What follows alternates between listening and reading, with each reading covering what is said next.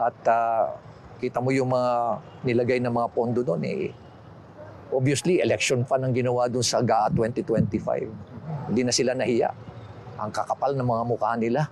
Ang dami-dami na nga nilang ninakaw So kung meron pong ebidensya, ito naman po ay may kaso na patungkol po sa GAA at sa enrolled bill.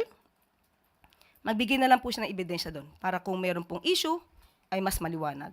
Pero kung maibibigay niya po sa amin, sa PCO, kahit po sa akin, mas maganda po kung mababasa ko lahat ng mga ebidensya niya.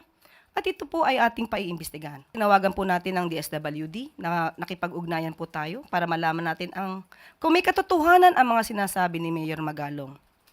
Tanong po natin na mga politiko lamang ba ang pwedeng mag-refer sa DSWD kung may nais tulungan? Ang sabi po nila, anybody, kahit sino, ay pwedeng humingi ng tulong sa DSWD.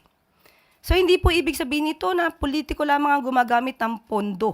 Handa namang tumulong ang palasyo kay Mayor Magalong sakaling totoong may banta sa kanyang buhay dahil sa kanyang mga pagsisiwalat.